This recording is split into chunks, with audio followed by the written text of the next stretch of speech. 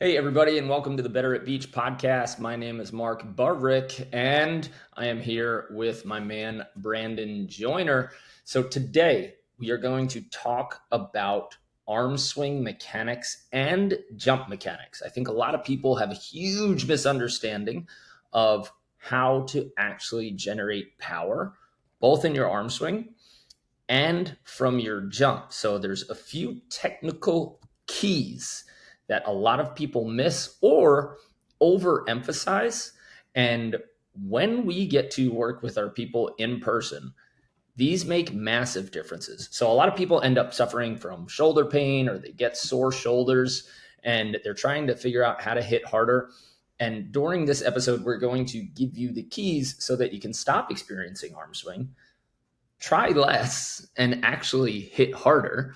And the important keys that you need to know to be able to both jump high and hit harder.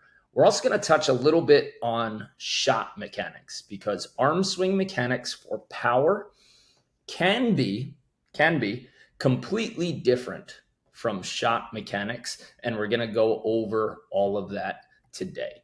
So before we get started, we've got a bunch of camps coming out. We just finished, I'd say, the biggest Better at Beach weekend we've ever had. We had camps in New York and San Diego. I had about 75 campers in New York, and Brandon had a full sold out camp at Wave Beach in San Diego. But we've got more coming at you. So Brandon's hometown in Virginia Beach, June 20th to 22nd, that is going to be a major camp, and it's a lot of fun. I'll let Brandon talk a little bit about that, but it's a cool town, really good community, and it's going to be at an indoor hall, which means we are protected and insured against weather, and everybody gets to feel super good because the wind and the sun won't mess you up. That same weekend, we're also going to be running a 3-day camp in Santa Monica, California, then June 27th in Milwaukee, Wisconsin, July 18th in Des Moines, Iowa, July 25th in Bend, Oregon, August 1st in Santa Rosa, California, August 22nd in Chicago, and Youngsville, Louisiana, October 3rd, with many more camp dates to be released soon. If you want to get all of that information and get consistent updates on our camps, then just go ahead to betteratbeach.com/camps. You can click any of the links below this episode and you will find all of the dates and information there. So before we get to these arm swing mechanics, how was Wave Beach? I love Matt Olson. I was actually just getting ready to say, one, I think at some point we have to figure out a way to stagger those weekends because now that I've been down to San Diego, one, Long Island, the camp that you just ran, that's like last year was my first year ever going there. Yeah. And I love that area. Like, it's such a cool vibe. The sand is great. And like walking downtown, exploring that little city is just amazing. So I miss being there. I'm sure you guys had a blast. Wave Beach is like, I was a little hesitant at first because I was like, oh man, like we're going down to San Diego. We're not going to be on the sand. We're not going to be like at the beach. We're going to be at a facility. But my God, that facility is just great. It's one, like I can't emphasize enough how nice it is as coaches and players to have enclosures. So like, stops. yeah, the amount of reps that you get is just incredible. And then they've done an amazing job there. Like Matt Olson is one, just fantastic. He's just an awesome dude. They have an indoor club there that is like attached to the sand courts that is one of the top clubs in the country. Like if you walk inside, you see plaques for days. Yeah. And nonstop private lessons. Like they're always running some form of training, whether it's team or privates. And those girls are like 14 and they're cranking They're with so good good. arm swing mechanics. Yeah, and then the sand area is just nice. It's 3 courts. They got 2 little baby courts where you can do like a little bit of work over there. And if you've never played baby court or like small court, so much fun. But yeah, there's some turf. There's like the greenery around the courts. You still get the atmosphere. You still get like to enjoy the sunny like Southern California weather with a Yep. little bit of wind, but not like nearly as bad as it is at the beach. Um, yeah, I loved it. I think that facility is like, honestly, I when I saw it, I was like, beach facilities in California can work. Yeah. 100%. Like, I think you and I have had this conversation about trying to maybe bring something like that to the South Bay or something. And something I've always been like a little hesitant because I'm like, would people want to come off the beach? Yes. The answer is yes. Like the fact that they have lines, the fact that they have court reservations, you know what court you're going to get. Sorry, they have nets like that's keep all the balls in play. Um, and lights. So like during the winter, those people can still get out there and play. Yeah, huge fan. Yeah. Really cool. Awesome. And Matt Olson, I love him. I wonder if we like worked together consistently, if me and him would either like really butt heads or if we get along, because it's super like direct, get things done, no nonsense. Mm-hmm. And I know like the team that I need around me, I need like one or two of those, but then I need some other people to I guess keep people happy. Yeah, for sure. Yeah, they're. I mean, he seems like. I think he told me they've been there for like 14 years or something like that. Wow, that's a long Um, time. yeah, and like it shows. Yeah. Everybody knows what's going on. Yeah, they're doing a great job down there. And Matt, like, I have no idea if he would ever listen to this or if other people would, but like, can't thank him enough for letting us come in. It was a we say it all the time, like that we're lucky with the people that we get to spend our weekends with and the camps Yeah. and stuff like that. But like the environment alone, just how like he was standing outside waiting for us on Friday and Cool. was saying hi and like introducing himself to our campers, and like you have no idea how much that helps the community as well. Like Mhm. you're getting greeted by somebody that's hosting the camp, and like everybody felt super welcome and everyone had a good time. It was cool. Nice. Good. All right. And big shout out to Rich Hylas, East End Volleyball, who has an empire in Long Beach, Long Island. Just so you guys know, there are 77 courts set up all Crazy. across Long Beach. He has fought tooth and nail just about every year. I talked to him about like financials and how he can manage to go, and the amount of like mini fights and big fights that he's had to have it going for 49 years. It's he never has like he always has to protect his business constantly and meet with the cities and the amount of money that bars make off of those leagues and um, not to mention tolls for the city to get into the Long Beach. So big ups to Rich Hylas, who belongs in every volleyball Hall of Fame there is For for sure. creating something over 49 years. That is the reason that I started playing beach volleyball.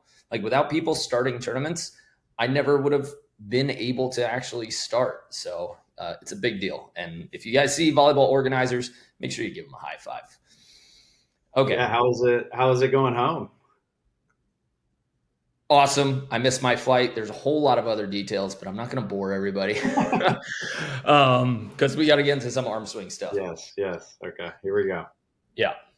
Okay. So we're going to go over the foundation. In other words, like the kinetic chain and what you should be going through, some key points to look at, jump mechanics, the actual perfect arm swing, and then how we can actually put it together. Plus, some workouts and exercises that you should definitely incorporate when you are training to increase your arm swing and decrease pain. Okay. So we're not going to start with the jump. We're going to do it a little bit in reverse. Okay. But, I got to lucky enough to work with Isaac Newble, who is a biomechanics expert, pretty, I guess, midway through my career. And there are a few like crucial times in my career where somebody was able to say something or do something as a coach that made a huge change to how I played and immediately upgraded hitting percentage or power or my ability to get feet to ball. And My sessions with Isaac were a few of those. And one of the things that people do when they hit hard is they think of the word hard. And as soon as your muscles tense, like you start flexing your arm or trying to tense your hand in order to hit hard, it's hard not to do, because when you're thinking of power, you're thinking of loading up your whole body, but the way power works is through elasticity. Snap. Okay. And if you lock your muscles, if you tense the muscles in your arm or your hand, that's going to slow everything down. So my first key for everybody who actually wants to hit hard is try to chill. Make your arm as numb or noodly as possible. And again, I just want to remind you that right now we're talking about max power arm swing mechanics. That really has nothing to do with standing float serves or shots. We're talking about when you're ready to crank or you're ready to absolutely lay into a jump serve. And I'll be honest, most people will never get to the point where they can utilize max power arm swing mechanics. So unfortunately for the listeners, this is reserved for people who are able to get, the top of their head at minimum over the net. Or again, if we're talking about like jump spike serving.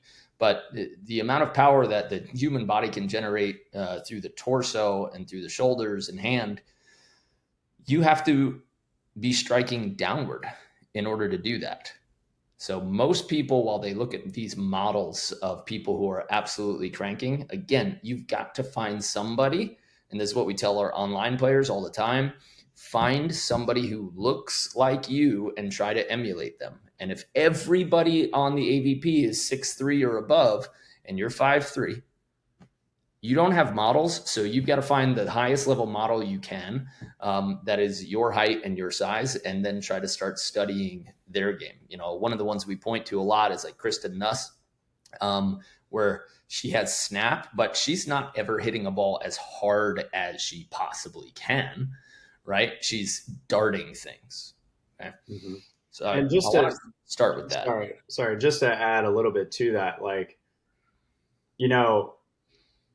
if you are shorter and you can't get your head above the net, you can still, the goal, coming from a camp this week, and I'm sure you went through it as well, but if shorter players get set tight, you have no ability to put snap on the ball because you're having to hit this ball up. We have a lot of people like getting set tight, and I get it because you're closer to the other side of the net. You feel like you're able to get the ball over easier. But if this idea of setting has to change, where it's for me, I'm a 6'4" hitter. I love hitting. If I get set 2 feet from the net, I'm going for a tool. I'm not going to hit down because the blocker's too much there. Mm-hmm. So if I, as a 6'5" hitter, am most comfortable hitting 3-4 feet off the net, then those shorter players, we need to be venturing closer to 5-10 feet off the net. Ooh, if you want to, I mean, if you're a 5'4" person that doesn't jump very well, I mean, even if you do jump very well, being that far off the net, it just changes what you're not scared anymore for some reason. And so now you can at least hit flat. And a lot of the stuff we're going to talk about today in this episode, you can still do, but you just can't do it from that 3 to 4 feet range. Mm-hmm. You have to do it from the 6 to 7 to 8 foot range. And even though it feels like you're further from the net, you're going to be in a better place to score. So even though we are talking a lot about hitting, it's it can work for other people. It looks a lot different. Yeah. And I think some people want tight sets so bad, probably because they're consistently early and their approach length is way too short. Mm-hmm. So if they're trying to move forward through an approach and they start at 9-10 feet, anything that's not 1 or 2 feet, you can't move forward in. So you're just constantly asking for this 10-foot set. So guys, the absolute easiest way for you to figure out how far you should start your approach from the net. It's go to the net, extend your arm so that you can't touch the net by at least, an inch. That's as tight as you should ever be set, like where you're standing right there. Then turn around in place and take your full 3 or 4. That's semantics, by the way. 3 or 4 step approaches, like they're the same thing when people get mixed up in it. You have to have gotten to your left foot by stepping on your right foot. So in general, 3 and 4 step approaches are pretty much the same, as well as 5, 6, 7, 8. But if you just stand, if you about face from the net, right, from maybe 2 to 3 feet off the net, and then you do your 4-step approach into the court, that's where you should start your approach. Your own body told you that. And every single person, that puts them behind half court at least. And people are shocked when they do it. And I go, hey, I didn't tell you to do it. That was your own body. Right? So most people should start at 3/4. But back to generating power, right? The idea of the high elbow retreat gets people into trouble. We confused getting your elbow high during the attack with retreating your elbow high early on. And when you do that, a few things happen. Number one, like the space inside your shoulder girdle actually starts grinding. And so that can be a source of shoulder pain, whereas it can move freer when it rotates under you or at parallel. So if you guys bring your arms back, if you're listening at home, hopefully you're not driving while doing this, but if you retreat your arm back above your shoulder girdle or below, you can actually get your elbow further back than when you bring it up, right? Your body mechanics are meant to load you. If you look at how baseball players are retreating their hand, when they're back and their ball is behind them just before they're about to throw, their ball and their throwing arm are by their butt, right? They're like way back under the chest and then rotating through. So if we can learn power from them and how to generate power, obviously they're not reaching through that ball. They're more of a 90-degree type thing, but that's how we're generating maximum power. So the idea of the high elbow, number one, you don't get enough space, and space and elasticity are what is going to actually generate that power. And a very quick and easy thing you guys can do at home is just make a diamond above your head, right? And then try to squeeze your shoulder blades and see how far your elbows get back. And now drop them to 90 or below and then squeeze your shoulder blades. And you can see that your elbows will get back 4, 5, 6 inches more. And imagine having 4, 5, 6 inches more space, like when you load up for a punch or a right hook versus the jab. And so most people end up in a jab where their elbow isn't retreated enough. And so that's absolutely limiting your power. And again, probably starting to lead into some injuries. So when we load our elbow, act like there's a shorter person behind you, and then you're trying to gently knock them out, or kind of like nudge them out of the way. Because again, if we tighten and you load your muscles, right? If you tighten, that's wrong. But we've got to stay loose and low for the retreat. Yeah, I just to add a little bit more to that, like it should feel natural. I think like if you are one of those players that like jumps up and both of those arms go up and then you keep that elbow high, sometimes we feel really stuck, and like it should feel natural. And I think with what you're talking about as far as like keeping that elbow low and like imagine you're throwing, it's kind of crazy. Like I'll ask people at camp, like, hey, have you ever been out on the beach and like just thrown a ball with a friend? And sometimes people haven't.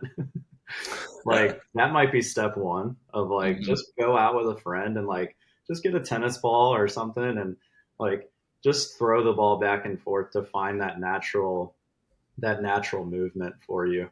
I played when I was in high school. I didn't have a whole lot of volleyball players on my team, but I had a lot of baseball players. And it was crazy how natural their arm swings were.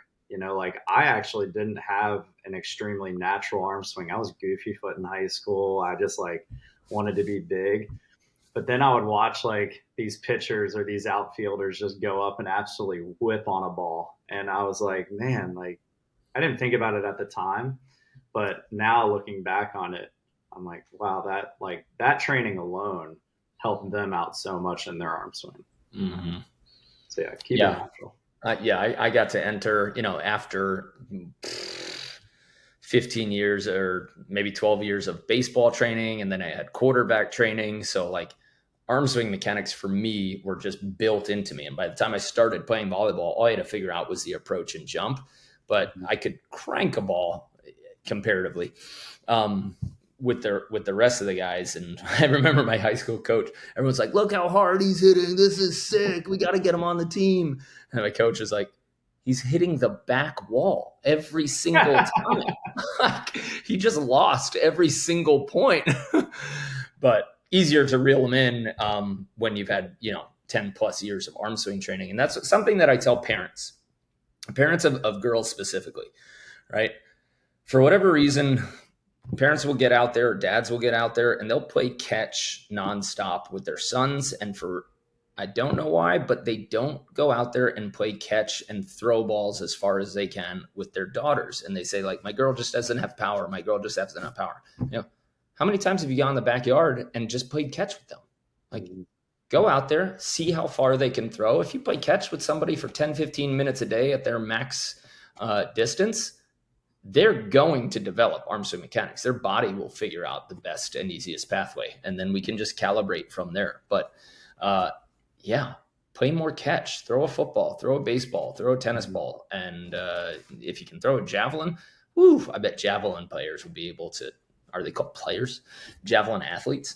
I bet they can absolutely crank on volleyball. Okay. That's cool. So we've got the retreat. Our like, if anyone has ever done our fix your arm swing in 21 days, like we've made a lot of adjustments to that, but a lot of the exercises in there are throwing. Yeah. Just like throwing a ball. And a lot of it's because we have to develop those muscles and figure out that form. So if you're interested in the course, fix your arm swing in 21 days. Yep. And we're going through it live in 4 weeks. So that's where we get to actually look at you guys. We'll have you throw, we'll have you swing, and we'll truly study and fix all of your arm swing and jump mechanics. So really good time to join. Right now we're working on setting. So everybody's setting at least 100 balls a day, like bare minimum for our online students. But yes, arm swing mechanics. Now, going back to the elbow retreat, like when we have our double arm lift, if you guys don't know what a double arm lift is, it's throwing your hands back behind your body and then generating velocity through this kind of pendulum under you. And there's a few kind of misconceptions. People think that it lifts you up, so they focus on getting 2 arms up. If you watch elite hitters in slow motion, their right arm is actually starting to retract on the ground. It's starting to pull back as they're taking off. So you don't have this full 2 arms extended in front of you and then retreat. There are very, very few athletes who can do that. And they've got 40 plus inch verticals because they have a little extra time to throw their arms and then retreat. But if you compare a 40-inch vertical to a 6-inch vertical, the amount of time you have from when you leave the ground to when you strike the ball, you've got to get your elbow back sooner. So your left arm will continue up, but your right arm, just as you're leaving the ground, will start pulling back. And so it should basically be back already on takeoff, or, maybe 75%, 80% back. So try to get rid of the feedback for the coaches out there or anything like that. Try to get rid of that idea that 2 hands are coming up, because that's not going to happen. Your left arm is going to lead, and then your right arm is going to pull back on takeoff. The left arm is pretty important though, because one, if you do extend through it, it can generate a little bit of opening or stretch in your obliques. And then once it's opened and stretched, then you can also pull back using your core muscles to actually rotate and your transverse and your oblique, but it might be getting a little too biomechanic-y for everybody. Okay. The next thing, if we're pulling our shoulders back, right, and we know that they're relaxed, how do we get our hitting arm back and relaxed? Most people use their rear delts to do this. And if you use your rear delts instead of a muscle called the rhomboid, it's one of the muscles between your shoulder blades. That rhomboid muscle helps retract our shoulder blades so we get even more space. So again, if people tense their arms and you leave them so that your fists are in front of you and your elbows are at 90 degrees and tense your arms and then go back, if you come back and you relax your arms and just try to activate the muscle between your shoulder blades and then go back, you'll find again that you're getting another 2, maybe 3 inches of open hitting window when you do that. Okay. So that's difficult for a lot of people who don't have kinesthetic awareness. In other words, like what's going on in their body. If you've been trained constantly, if you've been playing sports your whole life, it's a different story. You got a good sense of what's happening in your body and how to activate different muscles. But making sure that you can only squeeze the shoulder blades and your hitting arm should be dangly and loose while your shoulder blade is retracted. Okay. And then the next part of the sequence is basically throwing through. So your right arm will help twist your body, but through your jump, and this is a little bit in reverse again, we're going to talk about how to jump through the ball. But your hips, this is a mistake I made for a long time. Your hips don't rotate when you're in the air. So everybody says like hit with your hips, hit with your hips. That's how you generate speed. But we can do some fail and some really funny videos if people try to take approaches and then while in the air, try to throw your hips. You look like a salmon who just left the water. Your body just starts flopping around. Okay. When you take off, there's actually a little bit, or should be a little bit, and again, max power, right? There should be a little bit of extra push from your right glute from the ground. That starts a very soft rotation of your hips, but the hips act like the stable surface. And then your upper body, your torso, rotates around it as you drop that elbow back. Okay. So if you're like me out there and you went through this, everybody telling you to hit with your hips and you jump and then you try to twist in the air, you're not going to get more power and you're going to end up throwing your back out. So just trust that your hips will generate from the ground a little bit of forward lift. And this is why, yes, beach players do broad jump so that you actually have that push through on your right glute. And then while you're in the air, if you're a righty, and let's visualize for a second, you're a righty and I'm standing on your right arm. Okay. When you jump, and you guys can do this at home, it's so easy to film. Just have somebody stand with your phone filming you from the side. When you jump, just before you're hit, if you're going again for max power, your hips would be forward at the net, but your chest would be facing the camera. Mm-hmm. Okay, that's how you load up so that we get that twist, and then that's going to allow our body to rotate through the ball and really generate power. Okay, and don't worry about twisting back so much. If you tell your rhomboid to rotate your elbow back, your body just kind of naturally follows that.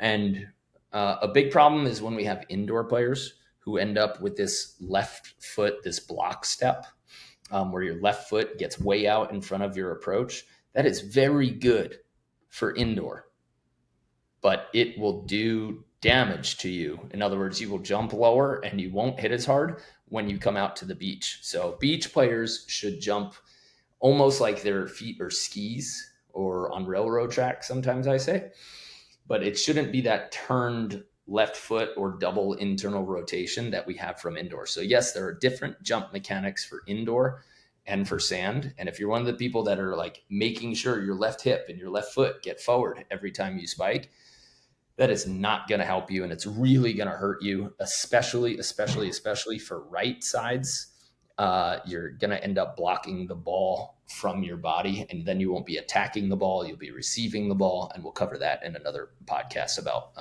why that's bad. Yeah, I think something that I've been saying at my camps is like when you're attacking, whatever arm you are, if you had like a laser pointer on the center of your chest, it should always be pointing out of the sideline of the arm that you have. So, like if I'm right handed, my laser pointer should always be the direction of when I'm right before I'm about to attack, should always end up intersecting at some point on that right sideline. Another way to think about it is like kind of what you just said, but like if you can imagine, I think a lot of the times when we go to attack, because I think a lot of people do approach straight on. So like their toes are facing the opposite end line. But then our shoulders are also facing that opposite end line. Yeah. And if you can think about it, like especially if I'm a left side hitter and I'm right-handed, so meaning my right shoulder is in the middle of the court, then when I go to swing, this ball that's coming to me from the right side of the court, if it had like knives on it going end over end, like those knives should be able to cut me in half. Not like through the side of my head, but like through the middle of my chest. And that's like, if we're sure that like that might be a little exaggerated as far as like where you want to be taking off and actually contacting this ball, but I think the idea of it makes a lot of sense. It's a little bit less if I'm a right-handed player playing on the right side, because obviously the ball is going to be coming from my left side and I'm going to be kind of opening up away from that ball. But if we can get that open up, it allows that, like we've talked a lot about elasticity. And if you keep your hips facing forward and then you go with just like a torso twist, you feel like your body, like that. What I say that feels like is it's like a rubber band that we're pulling back on our finger and then snapping. Your body is the rubber band. And once you get to that full rotation, your body actually doesn't want to stay there. So it like you're fighting that energy, and then at the last second, it pulls everything back in. So it's kind of the same idea as having a rubber band on your finger, like back in high school, trying to shoot one of your friends across the class, is you like pull that rubber band back. But once you get to like the end of that rubber band, we don't like hold it very long. We kind of like pull it back and then release it. And it's the same idea when we're going to swing. We jump with those feet facing forward. We open up that chest, pull that arm back so that that ball can intersect us. And then once we find that depth that we're looking for or that we have time for, then we just let our body kind of slingshot back into that same starting position. And it's so easy to film it, guys. Like, I know that I have our online players film everything that they do, and then we get to go in and analyze it. But this is something you can do yourself from the back of the court or from the side of the court. If just before you swing, and this is again on your max power swings, right? If you don't have a 90-degree separation between your chest and your hips, and one way, if you're sitting, again, not if you're driving, guys, but if you're sitting on a chair and you just rotate your chest, your hips don't move, but your chest does, and your body naturally just wants to come back to this neutral. And that's what Brandon's talking about. Like, holding this stretch is uncomfortable, but you can feel that it's coiled and your body wants to come back to straight. So then you've got your torque, which we talk about a lot. Yeah, it's like cracking your back. Yeah. And that's a little Cairo. That's one of the best exercises for volleyball players is rotations. We do the elbow to instep to lunge twist. If you guys don't know what that is, you guys can Google it. But elbow to instep to lunge twist, you can do just seated rotations. Anything that's promoting chest separating from your hips is really good. If you lie on your back and you drop two knees to one side and then you try to keep your back flat on the ground, that is a good exercise for volleyball players. And most of them will rotate more to their hitting side because it is a little bit more open. Like if I open to my right, since I'm a righty, I've got a lot more range than opening to my left.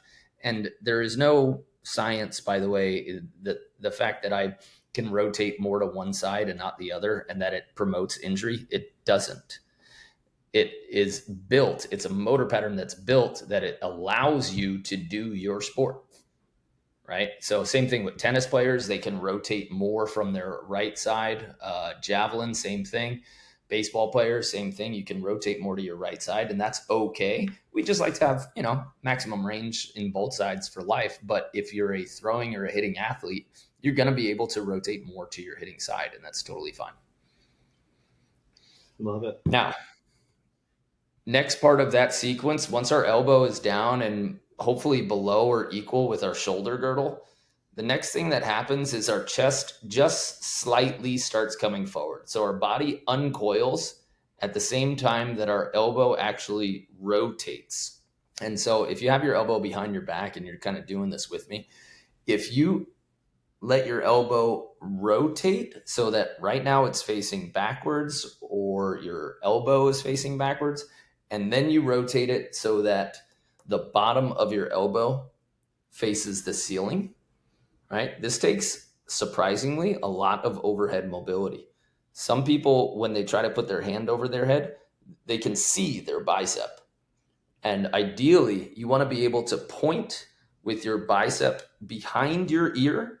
And if you can point to the back wall with your whole forearm, that is the overhead mobility we need for maximum power. And so if you don't have that overhead mobility, we have a 21-day strength and mobility program that will really help you here. And then any overhead exercises, I'm telling you, pull-ups, like just pull-ups, being allowed to find that range and stretch your overhead so that you can at least be neutral. That's a good one. And then if you sit on a bench, and this is one of the ones from our arm swing program, if you sit on a bench and you hold weights in your hand, if you lie down on a bench and you hold weights in your hand, and then you let that weight pull your arms behind you so that your triceps and your biceps get behind your ears, and then you bring it back, right? You want to try to relax in that position and then bring it back nice and slow in the beginning because it might be uncomfortable. But that's how you develop that range through weighted assistance and then being strong at the end of your range. And this is a little bit of the problem with some yoga stuff or slow moving things. Yes, it opens up your range of motion, but then we have to be strong and explosive at the end range, and you will get flexible faster if you add strength moves or weights to the end of your range of motion. So we'd like to try to do that at home. And again, the arm swing program and our mobility program both have things that promote that, and those programs are banger. Right? Mm-hmm. Yeah, so now that your elbow is up, the last thing that follows is your hand coming through. So if you guys take a look at really elite volleyball swings and you watch them in super slow motion, ready to pause, there will be a moment in the best arm swings in the world where the elbow is completely up, but the forearm is laid horizontal. And this happens in motion. So you're going to have to pause that video, right? But your elbow comes through as your shoulder rotates. So if you kind of almost act like you're giving yourself a buzz cut, right? Where your hand is over your head and you're giving yourself a stripe over the middle of your head. That's the type of motion that happens. And some people call this the S curve on the swing, but your hand will rotate back and then it should unload. And again, that happens all in one sequence. So if you try to think of each position individually during this arm swing, it's really not going to happen for you. You have to develop it in motion. Okay. Yeah, I think an easy idea to think, like, some people who have a problem with this, all they're worried about doing is touching the attack. So like that's when they like to get their arm forward. They like to see that ball coming down, and they also like to see their hand meeting it, right? A proper arm swing is you're going through that motion, that exact, all that conversation, sciencey stuff and body stuff that Mark's talking about. Except at the end, you're just throwing your hand naturally and the ball gets in the way. Yeah. But like your motion should feel very similar. That's why like it's pretty common for like, especially if you're watching jump servers, it's pretty common for jump servers to have missed contacts. And a lot of the times aces come out of those because like they have a little bit of a squirrely spin on them. But it's really cool because sure, a lot of these elite level players are finding extremely good contact. They're extremely consistent. They're finding that ball, but they've just gotten really good at the timing and finding a way to get their hand on that ball when they're going through their arm swing. But that would be my challenge for you guys is like if you feel like you're lacking speed, try a couple reps where you're just throwing your hand and you're using all of your other, you're using your approach, you're using your jump and all that stuff to get the ball to land in that same window. But don't concentrate so much on making contact. Concentrate more on going through that arm circle and arm sequence, and then hope that the ball gets into there at the same time that you do. If you don't, then we might have to adjust like our timing step. We might have to adjust our jump time, our jump speed, whatever it is. But going through that natural arm swing is the most important. And you can find the consistency again. So like if you do that drill and you feel like, wow, I'm hitting one ball in my hand, one on my fingers, one on my heel, one on my wrist, that's okay. Like feel what that feels like, and then we can always maybe you watch the ball a little bit longer, maybe you slow down your arm swing a hair or something like that, where you're trying different ways, but finding that consistent sling and kind of movement is important. Yeah. I mean, even if we study martial arts, right, where everybody's breaking bricks or breaking pieces of wood, the key to doing that is not trying to actually hit the wood or the brick. It's moving all of your energy through the bottom stack or like to the face of the coach that's holding that that piece of wood, right? And if we think about touching the face of the ball when we're swinging, it's the same thing. We're not going to get power because that's where you're aiming. So that's where you're stopping. So you really need to swing through the ball. Sometimes we say like swing at the ball behind the ball. And just like Brandon is saying, guys, if you could just try to move your arm as loose and as fast as you can possibly move it, and then have the ball just get in the way. Yeah, you're going to get those forearm and sloppy touches, but you'll learn how to generate the speed, and then the rest of the timing sequence will help you. And that kind of also leads me to like people say, what do I do with my hand? Like, should it be open? Should my fingers be closed? Since it's so relaxed, it's just going to kind of flash open right before the ball contacts, right? If we stiffen it or we hold our hand, that's going to tense our forearms. That's going to micro tense our upper arm, and then you're going to slow down. So your hand should be numb and loose, and then it's just kind of going to lazily flash open so that your fingers don't contact the ball. But you've got to focus on keeping your hand loose along with everything else in your body. So don't worry about closing your hand when you spike. Definitely don't try to leave your hand as wide open as possible when you're getting max velocity. Just think about like lazily flashing it, almost like a heartbeat. You know how it like goes boom and then it just relaxes, just boom, boom. Like that's going to be the level of hand contact that you need. It just kind of flashes open on contact. All right. So that's a quick crash course in arm swing mechanics. I'm just going to go through a couple of really key things for jump mechanics. We already touched on that. We're not using the block step and we're not turning our hips like we do in indoor when we take off. But let's talk about this is called the penultimate step, or the step before your last two, right? So it should be, if you're righty, right, left, and we take off of our right, left. But that step, the second step, or if you're using a 3-step, your first step, right? That step should be from low. You should be in a sprinter position because it should take you horizontally so that your hip level does not transition or wave up and down when you're going from your left to your right left. From your left step, your hips should already be at the point where you would max jump from. So they should already be at the height where you should max jump from. And then we're going to have the fastest possible translation of horizontal energy into vertical energy. And you won't waste any of the time on your last two foot contacts to be able to jump. So make sure that if you walk tall on your first step, on your right step, you sink and you get into a sprinter's position on your second step, and then you go straight forward. You shoot your hips and legs out in front of you, and then make sure that you're not stabbing your toes into the sand. Your right heel should hit or almost roll, and then your left foot should plant. So we want to make sure a lot of dancers, soccer players, ex-gymnasts, and then I said this at camp, and some other weirdos, they jump with their toes stabbing into the sand, and that'll probably generate some knee pain because that's putting a ton of pressure on your quads. Okay. And it will definitely not allow you to get to the highest vertical because it's a braking mechanism, but you're using the wrong part of your body to actually brake. You end up using a lot of your quads and ankles and shins, as opposed to rolling on that left foot where you would stop from. And so that combined with the double arm lift, a solid double arm lift is really there. We have a few videos on YouTube that you can check out.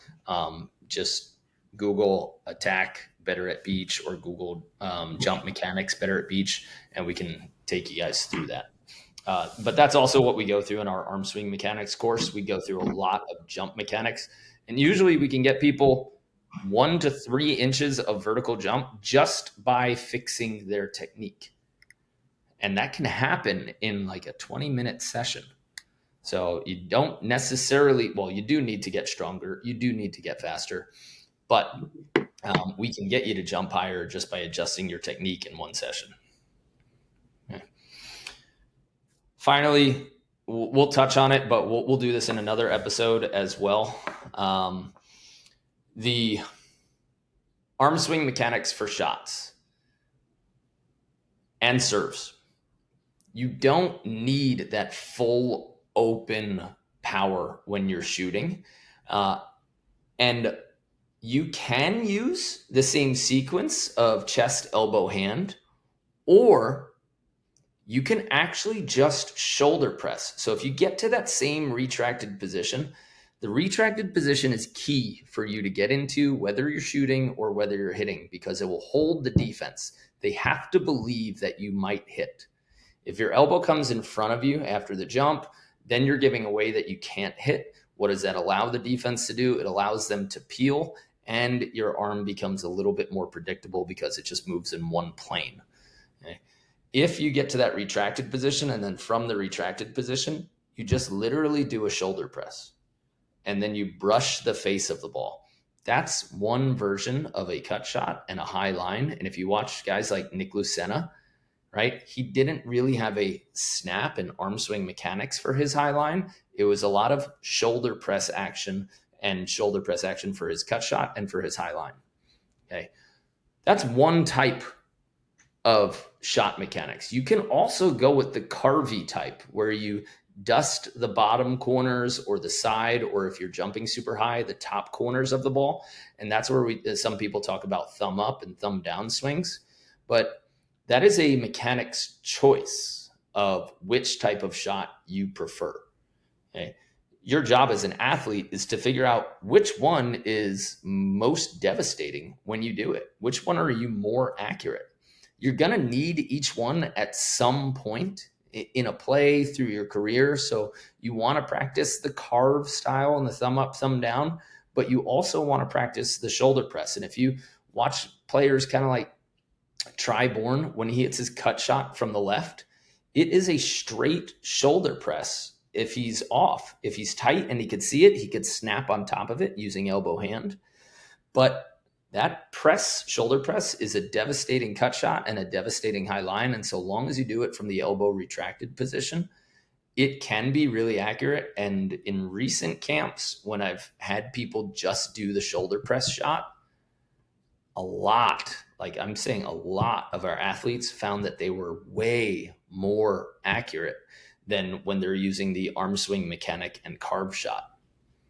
So just consider that as you're developing your arm swing for shots, that you don't need to use the elbow to hand sequence where your elbow comes forward and then your hand comes forward and then you dust or carve the ball.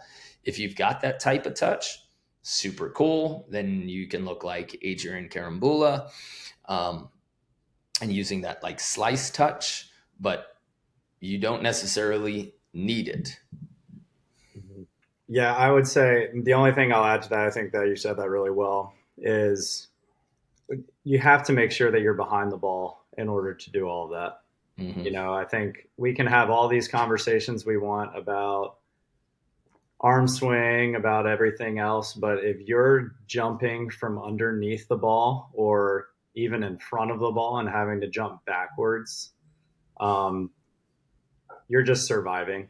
The ball is the one that's attacking you. You're not the attacker. You're just touching the ball. Mm-hmm. So, like with all of that, I think one of the common things, and I think you somewhat mentioned it, but whenever we have like indoor players and beach players, there's this there's a statement that happens where it's like indoor players should be broad jumping a lot, beach players should be jumping straight up. I think beach players, we're not that far behind indoor players as far as what our jump should feel like. You should still be covering some ground. Mm-hmm. For some of us, it might be if our indoor jump is 4 or 5 feet of broad jumping, then that same person on the beach, maybe they're only broad jumping 3 to 4 feet. Maybe, like, I would say a safe statement is no matter who you are, you should at least be covering a ball's length. Mm-hmm.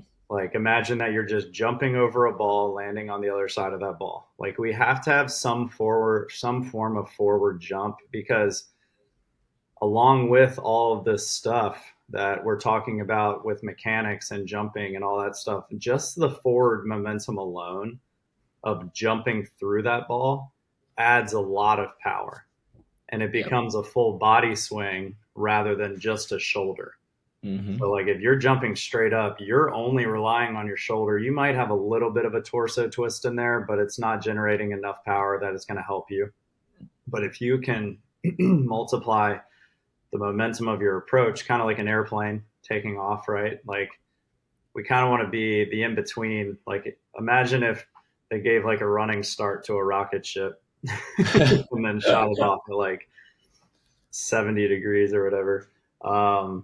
But if you're jumping straight up underneath this ball, all of these conversations, sure, you're probably going to find a little bit of a better contact, but you're still not utilizing the full momentum and swing that you have. Like hitting the ball should feel easy. Mm. If it feels difficult, you're probably too far underneath it. Yeah. Yep. Yeah, that's one of those. Yeah, there's so many like techniques that we tried to take from volleyball, and then we either went to the complete opposite side of the spectrum, where it's like, oh, we can't broad jump in beach. It's like, wait a second, Mm-hmm. we broad jump less than in indoor, Right. but still we broad jump. If you watch grass players, ton of broad jumping. If you go to Florida in super shallow sand, I mean, guys are covering like 7, 8 feet in their jump. Mm-hmm. I think the people who say that you have to jump straight, you get punished when it's deeper sand and you're still trying to really broad jump through. So that also changes. And I don't want, maybe we should do a whole episode on sand depth and how to play differently in there. Mm-hmm. Because if you can broad jump through a ball and stay way behind it in some super shallow sand, again, like there's so many beaches in Florida where it's pretty shallow. There's a bunch of big broad jumpers, and guys are absolutely thundering on balls that they never would thunder if you're in Manhattan or Hermosa Beach. It's like Manhattan or Hermosa. If you get a set 8 feet off the net, I'm probably peeling. Mm-hmm. Because you don't have that power or the ability to broad jump through it. If you get a set at half court in Florida, I still have to block you because you can crank using the broad jump. And plus, you're getting more vertical because the sand doesn't push out from underneath you. So there are plays that you actually have to change or calibrate to depending on the depth of your sand. And yeah, I think that'd be a pretty cool episode. Maybe Huma can put it on the list of how to play in different sand depths. Okay, guys. So just a couple quick exercises that you can do. Number one, for jumping, jump. Like straight up, drop your butt, jump as high as you possibly can. The more you jump, the more your body gets better at it. And if you haven't jumped recently with just the intent of jumping as high as you possibly can, then you're not training to get yourself to jump higher. Most often when we jump to attack a ball, we're probably somewhere between like 60 and 90% for most attackers. Every now and then, yeah, you really load up and you try to jump as high as possible. But usually we have to time the ball and aim so much that we're actually not max jumping as high as we possibly can. And if you're just squatting or you're doing some kind of hops, at some point during the week, you have to pick the day or 2 days where your effort is maximum effort. Just put some Post-its on some wall and see if you can just keep reaching high or above that Post-it. I use chalk sometimes. I'll hold chalk and I'll jump and see if I can get the next little notch there. But you can do that with 2 feet. You can do that with super lightweight if you've got great technique and you want to put the barbell on your back. Not one that I would really recommend to a lot of people because you need real technical efficiency and strength. But you can also do them holding dumbbells. If you just max jump holding dumbbells, then you're getting a little bit of strength and power. And you can do this same thing from a lunge. So lunge and then jump as high as you possibly can, land in the next lunge, take off again at maximum height. So those are just the most simple, basic exercises. It doesn't have to be complicated. And I guarantee you they will work to get you jumping higher. For arm swing mechanics specifically, if when we talked about the whole elbow thing and you had a lot of trouble getting your elbow behind your head or your biceps, one of these can be chest tightness. So if your pecs are tight, okay, there's something called a diamond stretch where if you put your back against a wall and it's flat, so sit and keep your entire back against the wall. Now, if you can't put your hands in a diamond above your head and keep your elbows flat against the wall with your hands in your forearms, you're probably a little tight in your pecs, okay? Chest flies.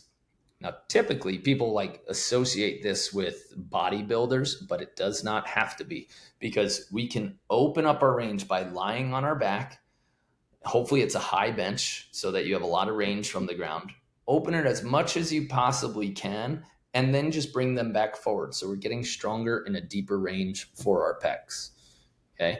And then to open up our lats and our overhead range of motion, if you just keep lying on that bench, so you're on your back, and you can take a plate, you can take dumbbells, or you can take a barbell or even a medicine ball and hold it above your head and drop it back behind your head and then bring it forward again.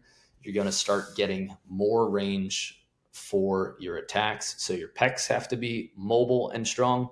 Your shoulders have to be mobile and strong, and so do your lats. Okay. And then finally, for your back, like let's start doing some legitimate pull-ups. Or if you can't do pull-ups yet, just start with hangs.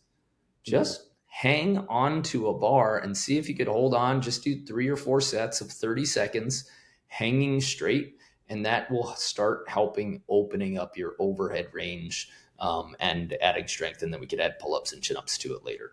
But with your palms facing away from your body, just go for some 30-second hangs, and that will be really helpful in getting your overhead range of motion. What's Mackenzie's record at these days? Have you guys tested recently? We don't have any. So we're in Florida right now. I'm at my volleyball Airbnb here, and she hasn't been hanging, but she's doing a lot of swimming. Okay. All right. Yeah. We got to get her back on the bar and see. I think what was her record? 27 seconds? Something Yeah, like that? 26. Yep. 26. I mean, that was a couple months ago. We gotta get her going. I know, dude. Yeah, She looks strong and long. yeah, You're she gonna be does look shocked at tall. how long she's gotten. She looks tall. It's crazy. All right, guys.